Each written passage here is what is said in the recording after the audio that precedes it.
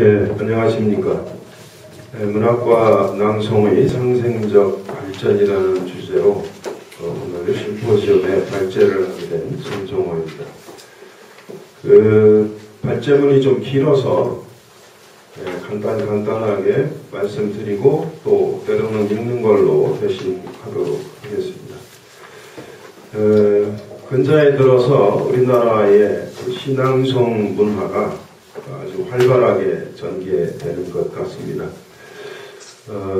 문학의 독자층에 머물러 있던 분들이 수용자에서 벗어나서 좀 적극적인 수용을 하겠다고 했을 때 이 수용을 하는 과정에서 본인이 이제 시를 한번 써보겠다 이렇게 생각을 해서 시 창작자로 변화되는 수가 있습니다. 이걸 창조적 수용이라고 합니다. 이 창조적 수용자로서 작품을 직접 쓰시는 분도 있지만 시 작품을 낭송을 하면서 적극적으로 수용하고 또 그것을 자기 방식으로 읽어내서 여러 사람 있는 데서 발표를 하는 이런 형태의 창조적 수용이 두 가지 양태로 나타나고 있는데요. 오늘은 이제 시 낭송, 창조적 수용의 과정에서 시를 직접 쓰시는 게 아니라 수용자에 머물러 있던 분이 이제 시를 적극적으로 대중 앞에서 낭송을 할 경우를 전제로 해서 상생적 발전에 대해서 말씀을 드리도록 하겠습니다. 서론은 생략하고요. 두 번째 장으로 넘어가겠습니다. 7쪽의 아래쪽입니다. 전문화된 독자와 음성 형상의 이야기. 낭독이란 사전적 의미로 글을 소리내어 읽는 것이지만 문학작품을 낭독의 대상으로 할 경우에는 글을 읽고 이해한 후에 글에 담겨있는 감정과 정서를 담아 소리내어 읽는 아름다운 심미적 읽기형이라는 개념이 타당할 것 같습니다. 낭송도 이와 유사하게 글을 크게 소리내어 읽거나 외우는 것을 의미하는데 이 경우 시낭송이란 시의 음률을 살리고 문학성에 맞게 감정을 넣어 능숙하게 읽거나 외는 것이다 라고 정의할 수 있을 겁니다. 여기서 굳이 문학성에 맞게 감정을 넣으라고 표현한 것은 시낭송이 단순히 음률에 맞춰 시를 읽거나 외는 것이 아니기 때문에 그렇습니다. 특히 현대시 유형은 아주 다양하고 시라는 것은 리듬으로만 이루어지는 게 아닙니다. 성층 구조로서의 특성을 감안할 때 그렇습니다.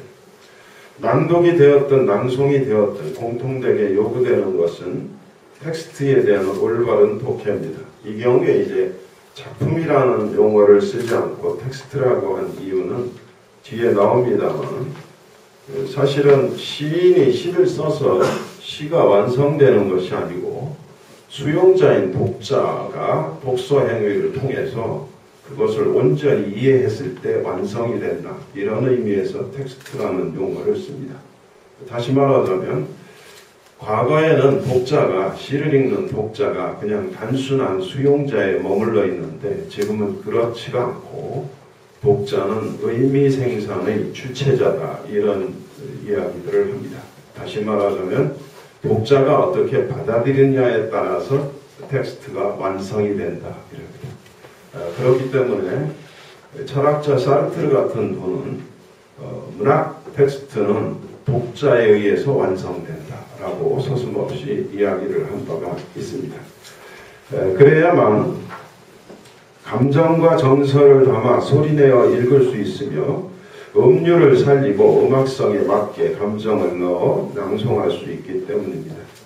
그런데 주지하다시피 시적 표현에 쓰여진 매제로서의 언어는 전혀 새로운 의미를 함축합니다. 다시 말하자면 똑같은 언어지만 시인은 시의 예술로서의 독자성을 확보하기 위해 언어의 일상적 의미를 차단하려고 노력하게 되고 작품은 보다 낯설고 상징적인 세계를 포괄하게 되는 것입니다. 그러므로 텍스트 속에는 볼프강 이자가 명명함과 불확정성이 내재되기 마련이고 이 불확정성 때문에 시에 대한 다양한 해석이나 평가가 나타나게 되는 것입니다. 다시 말하자면 독자가 독서를 하기 이전엔 텍스트는 확정된 의미가 아니라는 겁니다. 확정되지 않은 의미로 있다가 독자가 독서를 통해서 의미를 확정한다, 이런 뜻이 되겠습니다.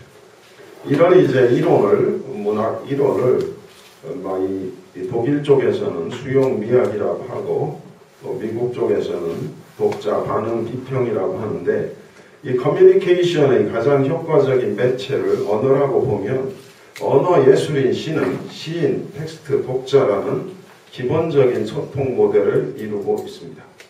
다시 말하자면 시인은 발신자고 텍스트는 메시지고 독자는 이제 그 소리를 듣는 수신자가 되겠죠. 한편의 시는 그 자체로 시인이 독자에게 건네는 담화의 형태이며, 이 경우 독자는 커뮤니케이션의 구조 속에서 그저 수동적 대상이나 단순한 연쇄 반응의 한 부분이 아닙니다. 오히려 독자는 텍스트 속에 잠재하는 불확정적인 요소와 조건들을 규정하는 의미 생산의 주체자이며, 이런 바탕 위에서 볼프강 이전은 작품은 독자의 독서 행위를 통해서만 완성되는 것이라고 말할 수 있었던 겁니다. 작품은 독자의 독서 행위를 통해서만 완성된다는 말은 이제 이자만이 아니고 앞에서 말씀드렸듯이 철학자 사르트르도 동일한 얘기를 했고, 로만 잉가르덴이라는 이 문학 이론가도 유사한 표현을 하고 있습니다. 그런데 시낭송가란 이러한 시인, 텍스트, 독자라는 기본적인 소통 모델에서 텍스트를 문자 언어에서 음성 언어로 바꾸어 직접적으로 전달하는 사람을 말합니다. 또한 시낭송가란 독자를 대신하여 텍스트에 내재한 불확정적인 요소와 조건들을 규정하는 사람이므로 사실 그 책임이 무겁기만 합니다. 서울대 구인환 교수가 시의 낭송은 문자 언어를 단지 음성 언어로 전화하는 것이 아니라 낭송 자체가 작품에 대한 구두 해석의 차원이라고 말하는 이유가 여기에 있습니다. 그러므로 시낭송가는 낭송 이전에 고도로 숙련된 그리고 전문화된 독자가 되어야 하는 것입니다. 그렇지 않으면 언제나 외형률과 같은 본인이 읽기 좋은 운율 중심의 시만을 선택하게 되고, 그러다 보면 청중들에게 감동을 주기 어려운 개성이 없는 비개성적인 시낭송만을 추구하게 될 겁니다. 그러니까 현대시의 구조적 특성은 연구자마다 각기 다르게 설명을 하는데, 미국의 신비평가인 빌레 웰렉과 오스틴 와레는 시를 구성하는 두 개의 주요 원리는 율격과 비유다, 이렇게 말합니다. 그러나 현대시가 시낭송가에 의해 낭송될 경우 주요 원리는 리듬과 이미지라고 할 수 있습니다. 왜냐하면 청중들은 시낭송가가 낭송하는 음성을 귀로 들으면서 마음속으로는 시상에 따라 전개되는 이미지를 그리면서 시를 감상하기 때문입니다. 이 경우에 리듬으로서의 운율이 시의 음악성을 형성한다면 시각적 효과로서의 이미지는 시의 회화성을 형성하는 물론입니다. 구조적인 이해를 돕기 위해 세 개의 층위로 시의 구조를 도표화하여 예시하면 다음과 같습니다. 시의 구조는 제일 아래층에, 말하자면 건축물에 비유하자면 제일 아래층 기초는 리듬과 음성 형상의 층입니다. 그래서 리듬과 음성 형상의 층에만 머물러 있는, 말하자면 시가 건물에 비유하자면 1층짜리 건물일 경우에는 시를 이해하기가 굉장히 쉽습니다. 왜냐하면 우리가 흔히 알듯이 3, 4조, 7, 5조 이런 시들은 이해하기가 굉장히 쉽습니다. 왜냐하면 그건 1층짜리 건물이기 때문에 그렇습니다. 그런데 2층짜리 건물이 되면 비유와 상징, 은유 이런 것들이, 다양한 기법들이 거기에 반영이 되기 때문에 이게 무슨 뜻인지 하는 원관념 파악이 굉장히 어렵습니다. 그래서 사람마다 때로는 다르게 읽고 다르게 해석할 수 있습니다. 그런데 가장 어려운 시는 사실은 이미지가 있는 시입니다. 그냥 하나의 모습만 던져놓는 것. 그래서 현대시의 모더니즘이라는, 근대주의라는 시들은 이미지즘을 특징으로 합니다. 말하자면 설명을 해주면 편하죠. 설명이라는 것은 쉽게 풀어주는 거니까. 설명은 쉽게 풀어주는 건데, 설명하는 것이 아니죠. 시는 암시하고 함축합니다. 그런데 쇼잉한단 말이지. 그냥 보여주는 거예요. 보여주고 뜻은 네가 해석해. 이런 식입니다. 그래서 이 이미지가 중심이 되는 시들은 사실은 굉장히 어렵습니다. 우리는 읽으면서 한 폭의 그림을 보는 것 같지만 실상 그 그림이 무엇을 뜻하는가 하는 것을 찾아 들어가면 생각보다 복잡해집니다. 그래서 이미지와 이념의 층은 여전히 밝혀지지 않은 무엇입니다. 이 여전히 밝혀지지 않는다는 것이 사실은 문학의 특성이고, 그래서 이 불란서 같은 나라는 시에서 객관식 문제를 출제를 점치 안 합니다. 아주 특별한 경우 아니면. 그래서 프랑스 같은 나라에서는 시라는 것을 사지선다형으로 만들어서 문제를 낸다는 것은 미친 짓이다라고 생각을 합니다. 다시 말하자면 60명의 아예 리차즈라는 분이 60명의 학생을 놓고 대학생을 놓고 이 시를 해석하라 했더니 60개의 반응이 나왔다는 겁니다. 물론 아주 어려운 시죠. 어려운 시인데 60명이 전부 다르게 썼다는 거예요. 그럴만치 시라는 것은 다양한 독해가 가능한데 사지선다형에다 묶는다 하는 것은 정말 미친 짓이라고 볼 수 있겠죠. 그렇기 때문에 이 세 번째 3층 이미지와 이념의 층은 여전히 밝혀지지 않는 무엇이다. 이것이 이제 말하자면 가장 어려운 층이 되겠습니다. 이렇게 1층에서 끝날 수도 있고 2층에서 끝날 수도 있고 3층에서도 끝날 수 있는데, 이런 건물이 세워지면 이 텍스트가 완성이 되면 거기에 이제 심미적 가치가 문학성이 결정된다라고 볼 수가 있습니다. 시의 구조에서 바탕을 이루는 것은 첫째 층에 해당되는 리듬과 음성 형상의 층입니다. 물론 언어적 음성 형상이란 시에 나타나는 리듬의 재반 양태를 말합니다. 제가 은율이라는 용어를 쓰지 않는 이유는 이 은율이라는 것은 우리나라는 사실 운자가 없습니다. 운자가 없다는 얘기는 두운, 요운, 가군이 없어요. 우리나라에는. 그래서 정확히 얘기하자면 영시 쪽에다 이걸 만약에 적용을 하면 율격이라는 말이 타당합니다. 그런데 율격이라는 말이 타당한데 율격이라는 것은 이제 장음, 단음, 이렇게 고저 이런 거죠. 우리나라 훈민정음을 만들 당시에는 고저 표시가 있었어요. 사성적으로. 근데 그게 사라졌습니다. 그렇기 때문에 이게 고저음이라는 것은 각자 판단하는 수밖에 없어요. 그러니까 강약 이러기 때문에 음성 형상이라는 용어를 쓰는데요. 시에 나타나는 리듬은 아주 복잡합니다. 그래서 언어적 음성 형상이란 시에 나타나는 리듬의 재반 형태를 말합니다. 즉 음절 및 음절이라는 것은 이제 글자 하나하나를 음절이라고 하죠. 어절이라는 건 이제 음절이 모아지는 겁니다. 어절로 이루어지는 음복, 행과 연, 단 등 형태에서 빚어지는 리듬으로부터 강약, 고조 등에 이르는 율적 일체를 우리가 이제 음성 형상이라고 합니다. 둘째 층은 비유와 상징의 층으로서 의미 구조의 기반을 이룹니다. 비유나 상징만이 아니라 역설이나 풍자처럼 다양한 기법들의 층의를 의미한다 합니다. 물론 다양한 기법들이 활용되는 경우에는 독해의 다양성이 나타나므로 시 해석에 어려움을 겪게 됩니다. 세 번째 층은 앞서 말씀드렸듯이 이미지와 이념의 층으로서 하나의 개념으로 존재합니다. 단순한 제시가 중심을 이루는 셋째 층위는 둘째 층위와 더불어 의미 구조를 이루는데, 근대시의 특성, 예컨대 이미지즘의 영역이라고도 할 수 있습니다.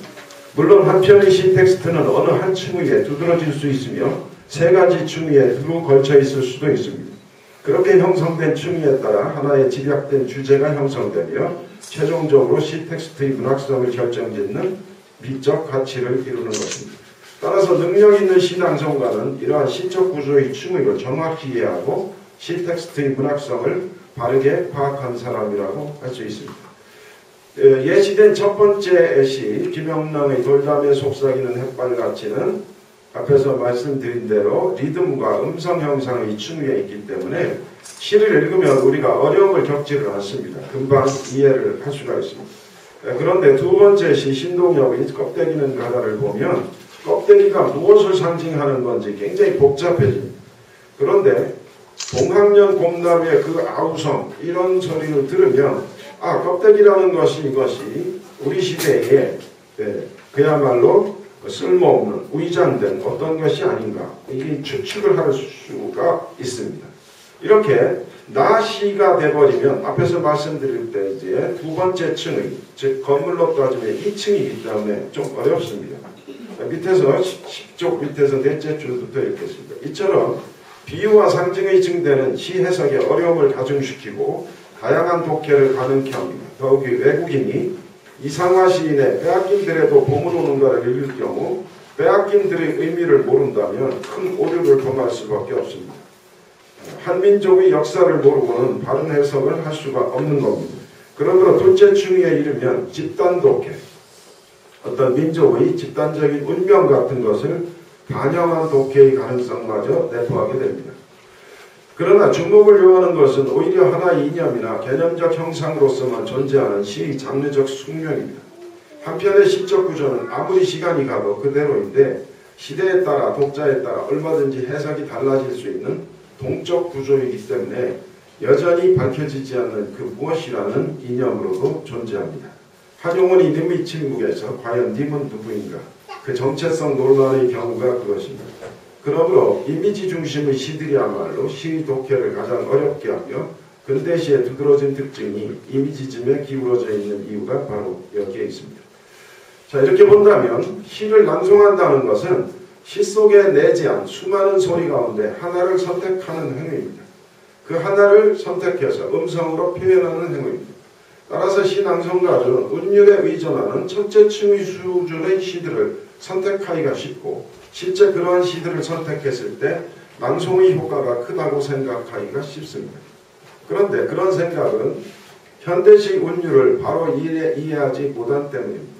베냐민 후르부쇼프스키는 현대식 운율을 이야기하면서 어떤 시 구조에서 특이한 리듬을 구현하지 않으면서도 시적 언어만으로 시의 의미론적이거나 존재적인 특이성을 설명할 수 있다고 하는 것은 환상에 불과하다라고 말함으로써 리듬이 시의 미적 가치 형성의 절대적 요소임을 지적하고 있습니다. 또 볼프강 기자 역시 리듬은 모든 시를 개성화한다고 말함으로써 이것을 뒷받침합니다. 이러한 의견들은 현대시 운율이 단순한 느낌의 율조로서 존재하는 것 하지만 여전히 시적 구조의 형성에 영향을 미치며 심리적 가치를 이루는 기반임을 새삼 확인하게 해주는 셈입니다. 이렇게 본다면 현대시에서의 내재율은 느낌의 율조 이상의 현대식 의미 구조에 용해된 미학적 요소라고 할 수 있으며 시낭송가들은 바로 이러한 내재율의 특성 파악을 위해 노력을 아끼지 않는 전문가가 되어야 할 것입니다. 그런데 이제 덧붙여서 말씀드리자면 시인들이 시를 읽으면 시를 낭송을 못합니다. 자기 느낌이 있어서 자기 느낌대로의 율조를 쫓아서 읽지만은 실상 낭송가들처럼 잘 훈련되어 있지 않기 때문에 다만 이제 그렇게 본인이 창작한 시를 읽을 때 중요한 것은 그분이 시인이 읽는 그 리듬이 서로 감정이 없고 그냥 무덤덤하게 읽을지라도 중요한 것은 그 시인이 어디에서 쉬느냐 하는 것은 굉장히 중요합니다. 휴지부를 어디에다 두느냐 하는 것은 눈여겨 살펴봐야 됩니다. 왜냐하면 시를 창작한 시인이 시낭송가가 본인의 시를 읽는데 휴지부를 잘못 잡으면 쉬는 곳을 잘못 잡으면 몹시 화를 냅니다. 왜냐하면 본인의 리듬과 완전히 다르기 때문에 그렇습니다. 그래서 리듬이라는 것은 일종의 호흡과 같아서 본인이 숨을 쉬는 방식이 아니라 전혀 다른 방식으로 읽으면 화를 냅니다. 그렇기 때문에 일군의 시인들이 시낭송 무효론을 주장을 하고 이러는 이유가 바로 그런 겁니다. 그래서 시인 자신은 시를 못 읽으면서도 다만 남을 시낭송가를 비판하는 이유는 본인의 리듬과 느낌이 다르기 때문에 그런 것이다 라고 말씀드릴 수가 있습니다. 세 번째 장 텍스트 검토의 엄밀성과 해석의 주체입니다. 이건 그냥 설명 말씀드리겠습니다. 그 12쪽으로 넘어가면요 서정수 시인의 행진곡이 있습니다. 잔치는 끝났더라. 마지막 앉아서 국밥들을 마시고 마지막 앉아서 국밥들을 마시고 빨간 불 사르고 재를 감기고 포장을 거두면 저무는 하늘 일어서서 주인에게 인사를 하자 결국은 조금씩 취해가지고 우리 모두 다 돌아가는 사람들입니다. 이 두 번째 연애 마지막에 마침표가 없습니다. 일어서서 주인에게 인사를 하자. 그런데 어느 자리에선가 이 시를 어떤 분이 신앙송을 하는데 포장을 거두면 저무는 하늘, 일어서서 주인에게 인사를 하자. 결국은 조금씩 취해가지고 이렇게 읽었어요. 그런데 사실은 서정주 시인 이걸 읽으면 포장을 거두면 저무는 하늘, 일어서서 주인에게 인사를 하자. 결국은 조금씩 취해가지고 이렇게 되는 거예요. 여기 인사를 합시다 하는 권유나 청유형이 아니에요. 마침표가 없으면. 인사를 하니까 사람들이 흩어지는데 다들 취해서 돌아가더라 이 얘기입니다. 근데 이걸 잘못 읽으면 마침표 하나가 없는데도 마침표가 없는데도 일어서서 주인에게 인사를 하자 하고 권유하거나 청유하는 형태로 읽는단 말이죠. 이건 이제 굉장한 오독입니다. 이런 경우가 되어버리면. 네. 그래서 이제 낭송가는 세밀한 문헌학적인 검토를 해야 된다는 얘기입니다. 네. 문헌학적으로 이 검토를 하지 않으면요, 지금 낭송이 달라지듯이 전혀 뜻이 달라지는 거예요. 네. 그래서 기왕 본인이 서정주 시인의 시를 읽는다면 서정주 시인의 시 전집, 거기에 있는 민음사에서 나온 전집에서 시를 빼셔야지 그냥 일반 인터넷에서 돌아다니는 이런 남의 블로그에 들어가서 시를 복사를 했다. 이제 큰 문제가 생길 수 있는 소지가 생기는 겁니다. 그래서 낭송가들은 아주 세밀한 문헌학적인 검토를 처음 시작을 해야 된다라고 말씀을 드릴 수가 있습니다. 밑에서 이제 12쪽 밑에서 세 번째 줄 신앙송이 앞서 제시된 첫째, 둘째 충의에 머물면 발전을 기약하기가 어렵습니다. 왜냐하면 운율이 있는 시, 또 의미구조가 있는 시들을 읽으면 발전하기가 사실은 어렵습니다. 그렇다면 소위 이제 어려운 시로 알려져 있는 다다이스트들에 의해 창작된 시들이나 초현실주의자들의 시들에서 리듬은 어떻게 나타나며 어떻게 낭송될 수 있는가를 살펴보겠습니다. 이상의 오감도 시 제2로 원래는 30회를 목표로 연재를 시작했으나 연재가 시작되자마자 오감도라는 것은 조감도 오자가 아니냐 등 독자들의 문의가 항의가 빗발쳐 15회에 중단되고 맙니다. 물론 작가인 이상도 도대체 이 나라의 예술 수준은 서구보다 수십 년씩 뒤져도 좋단 말이냐 하고 분노를 표했다지만 이 시가 가진 난해성은 아직도 논란이 될 만치 그 해석이 용이하지만은 않습니다. 따라서 수용이론의 관점에서 볼 때 이 작품은 독자의 기대를 배반하고 충격을 주는 작품이에 틀림없습니다. 왜냐하면 독자들은 뭔가 기대를 가지고 읽는데 시가 같지가 않을 때 이제 배반을 당하는 거죠. 왜냐하면 수용이론의 관점에서 볼 때 작품 의미, 독자에 의한 구체화는 작품과 독자의 기대의 지평선 간의 관계에 의해 이루어지기 때문입니다. 기대의 지평선이라는 것은 이 시는 이럴 거야 라고 기대를 했는데 이게 뜻밖에도 어려워지면 이제 이 기대의 지평선을 확대시켜야 되는데 그게 이제 어렵다는 거죠. 그러므로 이 작품은 동시대의 독자들에게 그들이 가지고 있던 기존의 문학적 체험과 전 이해 그리고 미학의 개념과 엄청난 간격을 느끼게 했을 것이며 이러한 거리감에서 오는 긴장은 바로 시 오감도가 예정된 횟수를 채우지 못하고 중도의 연재를 중단해야만 했던 원인으로서 작용케 되었을 것이다 라고 생각을 합니다. 쭉 내려가서요. 오늘날로 가겠습니다. 밑에 다락이요. 오늘날 독자가 시 오감도를 읽고 받는 기대의 배반에서 오는 충격은 30년대 독자들이 받은 충격보다는 약화된 것임에 틀림이 없다. 그것은 기존의 기대의 지평선이 그만큼 다를 것이기 때문입니다. 그런데 오감도가 시낭송가에 의해 낭송될 때 오늘날의 청중들의 반응은 어떠할까를 생각해 봅니다. 오감도의 음성 형상적 특징은 반복률과 변조에 있습니다. 계속 반복을 하면서 약간씩 변화를 주죠. 제1의 아해가 무섭다고 그리고 그 중에 1인의 아이가 무서운 아이라도 좋소는 약간의 변화를 제외하고는 지속적으로 반복되고 있습니다. 제1의 아이가 무섭다고 그리워는 제13의 아이가 무섭다고 그리워보다 목소리 톤이 작아질 수밖에 없을 겁니다. 흥미로운 것은 낭송시 음향 분석을 통한 운율 특성을 구분한 한미경의 연구에 의하면 이상의 오감도를 낭송한 낭송가의 음을 분석한 결과 음의 고조율이 156Hz로 매우 낮은 수치를 보였는데 김영랑의 님 두시고는 216Hz입니다. 연구자는 이를 이상시 전반에 흐르는 자기 분열과 해체의식이 시낭송가의 무의식 속에 작용하고 있음을 알 수 있다고 분석하고 있습니다. 이 얘기는 뭐냐면 시낭송가가 이 시는 이상이라는 시인의 자기 분열과 해체의식의 반영이다 이렇게 생각을 하고 읽었다는 겁니다. 그러니까 목소리가 낮아질 수밖에 없죠. 네, 낮아질 수밖에 없습니다.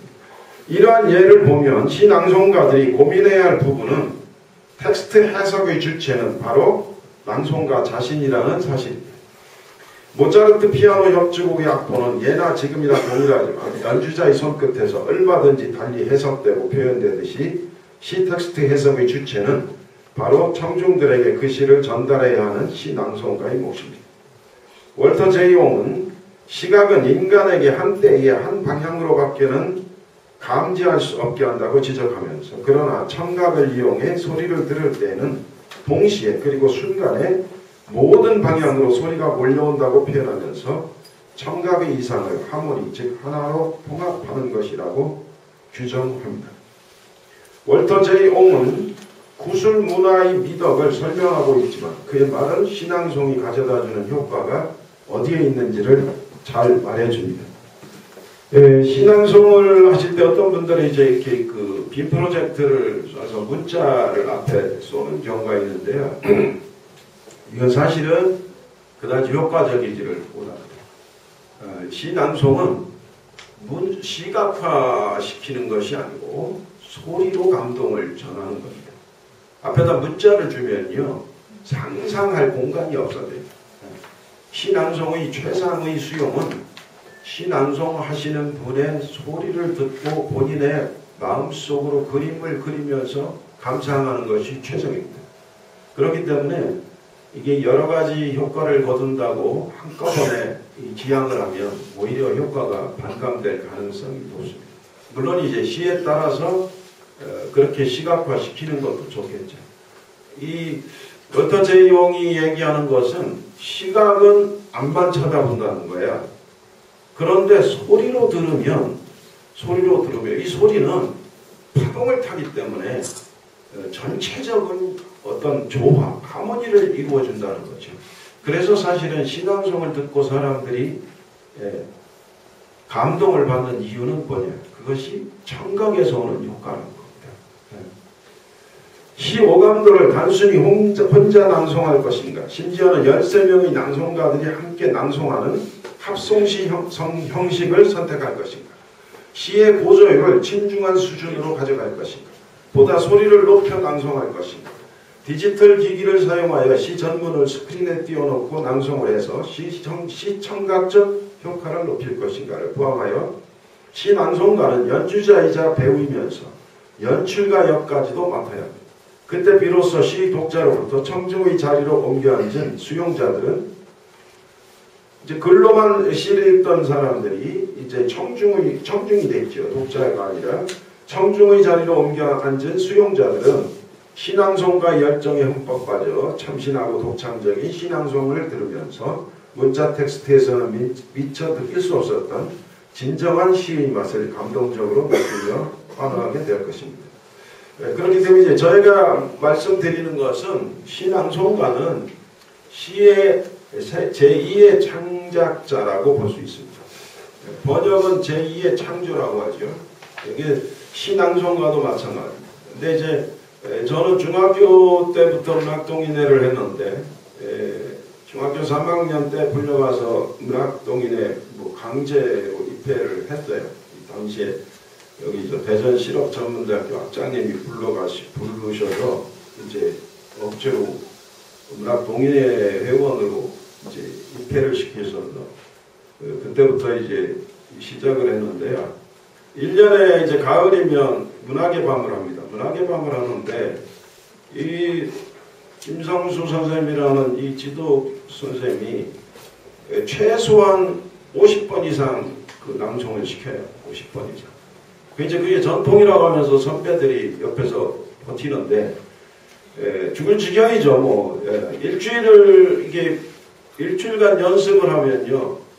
얼마입니까? 5, 7, 2, 3, 4, 350번을 읽는 거예요. 그러니까 어떤 분들은 제가 시를 낭송을 하면 시 낭송가보다 낫네요. 이런 소리 하는데 그게 그냥 거저 생긴 게 아니에요. 저도 피 흘리면서 배운 겁니다. 그런데 최근에 낭송가들의 낭송을 들으면요. 저 사람 도대체 시를 50번도 안 읽은 사람이구만 하는 걸 금방 알 수 있어요. 이 피난을 불려 있는 거예요. 50번 이상을 읽으시잖아요. 제가 시를 가르치는데 시창작 가르치는 분들한테도 그 얘기를 합니다. 반드시 시를 쓴 다음에 50번 읽으세요. 50번 이상 읽으시면 어디가 잘못됐는지 본인이 느낍니다. 본인이.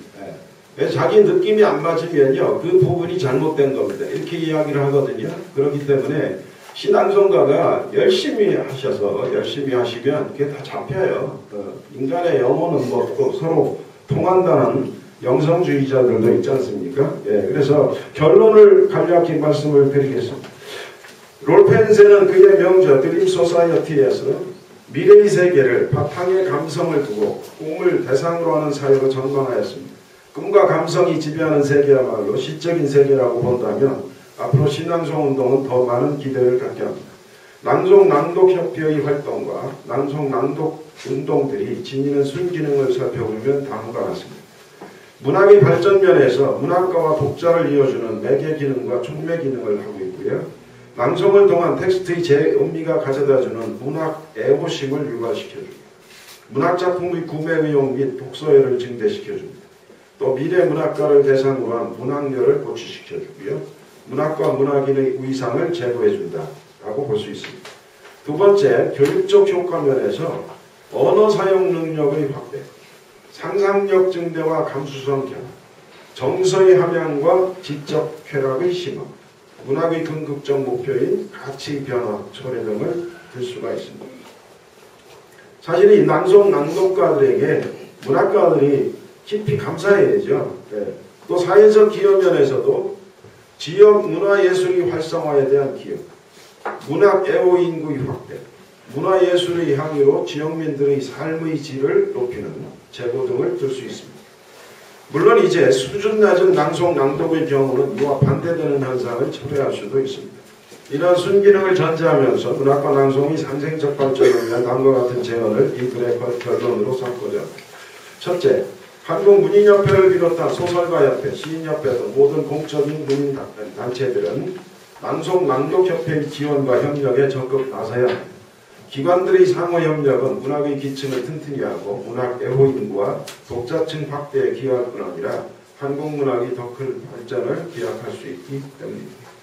둘째, 교류와 협력은 행사 초청 및 낭송 낭독의 공연과 같은 외형적 협조가 아니라 공동세미나, 공동 워크숍 개최 등과 같은 내실 있는 행사를 통해서 문학가들이 바라는 이상적인 낭송과 낭독, 그리고 낭송 낭독가들의 문학 내적인 어려움과 문학 외적인 환경과 여건에 관해 의견을 교환하면서 상호 이해하는 소통의 자리가 되어야 합니다.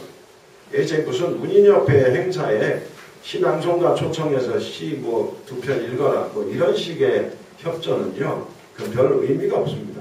그건 그냥 장식적인 수준에서 이루어지는 거니까 진정한 의미의 교류협력이 있어야 되고요. 세 번째, 공적인 문인단체들은 우수한 낭송 낭독가들을 선정하여 자체 홈페이지 등에 이들의 낭송 낭독 실황을 등재하고 적극적으로 활용할 필요가 있습니다. 넷째, 낭송 낭독협회 등은 낭송 낭독 매뉴얼 등 기본적인 교육 자료들을 개발하여 학교 교육기관 등에 배포하고 자체 교육을 꾸준히 실시하여 회원들의 문학적 자질을 함양시키면서 문학관의 정립 등 보다 심화되고 전문화된 낭송 낭독인들의 육성을 위해 노력을 해야 할 겁니다.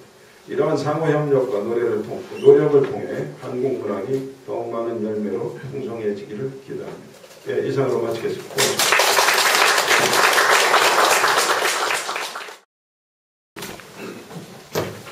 안녕하세요. 한남대학교에서는 시 텍스트에 대한 올바른 독해, 텍스트에 대한 엄밀한 검토, 해석 주체의 낭송을 강조하시는 것 같습니다. 그런데 선생님께서 말씀하시는 것처럼 낭송은 낭송자의 시 텍스트 해석도 중요하지만 청자가 낭송을 들으며 시 텍스트와 소통하는 방식이기도 하다고 생각됩니다. 낭송이 지닌 소통적 기능을 좀 더 구현해서 설명해 주시면 감사하겠습니다. 둘째는 낭송과 노래는 분명히 표현이 다른 두 영역인데 종종 사람들은 낭송의 개념을 노래와 중첩된 개념으로 생각하거나 종종 혼동하는 경우가 있는 것 같습니다. 이에 대한 선생님의 고견을 또 청해 듣고 싶습니다. 아울러 시 작품이 노래가 되는 경우에 대해서 시인으로서 또 문학을 연구하는 학자로서 어떤 생각을 갖고 계신지 여쭙고 싶습니다.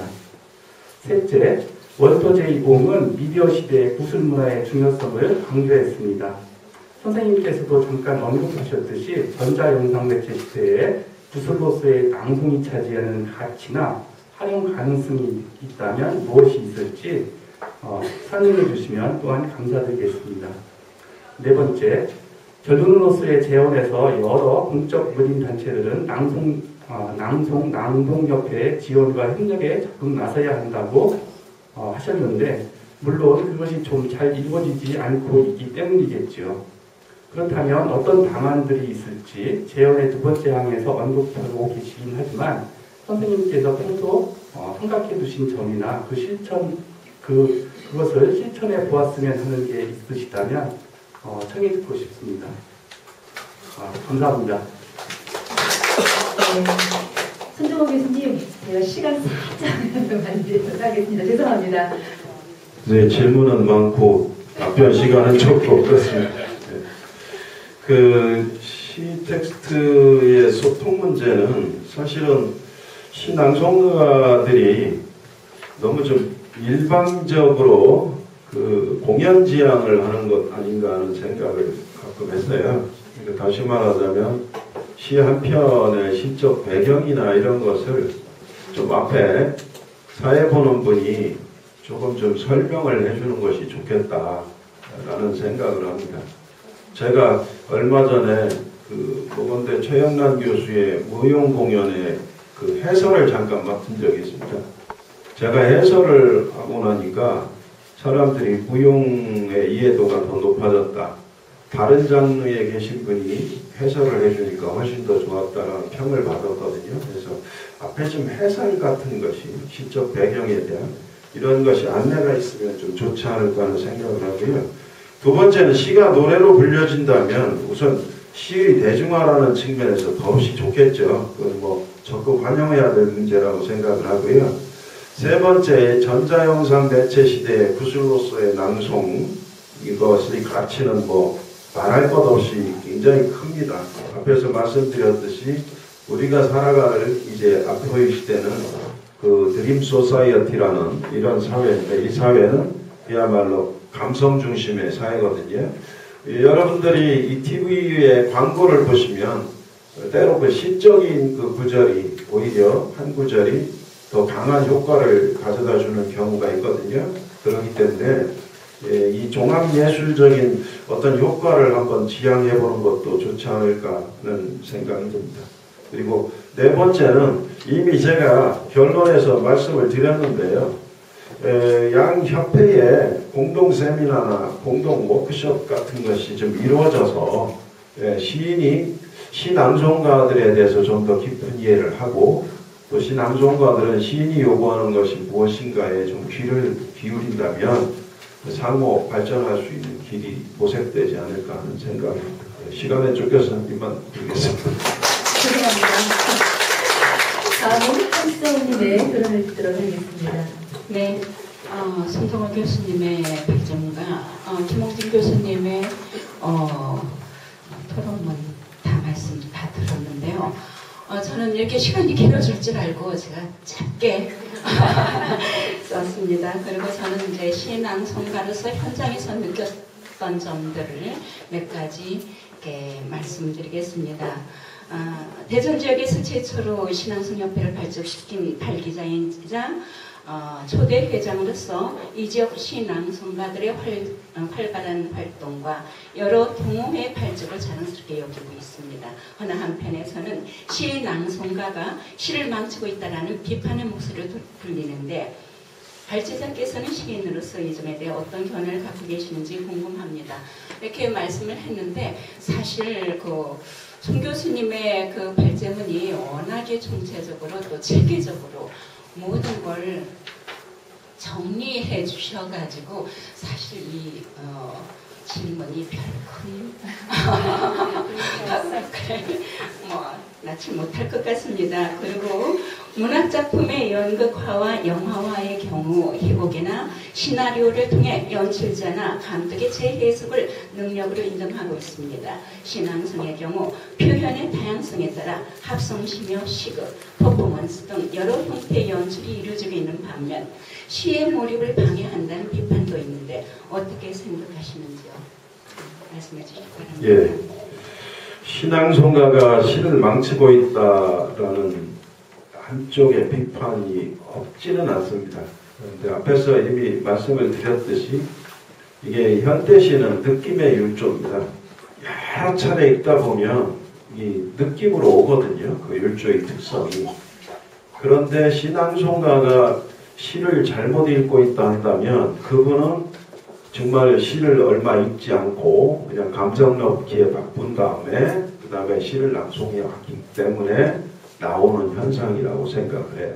그래서 시낭송가는 정말로 시에 대한 애정을 가지고 여러 차례 반복하면서 감정을 넣어가면 결국은 시인들도 감동하지 않을까 하는 생각이 듭니다. 결국은 옆에 안수정 지금 질의하신 분께서는 그야말로 시낭송의 운동의 선구자입니다. 저도 당시에 무슨 고문역 비슷하게 관여를 했습니다만은, 예. 그런데 그 안수정님 밑에서 이제 수강을 하신 분들 중에 제가 듣기로 너무 일찍 독립을 하는 거예요.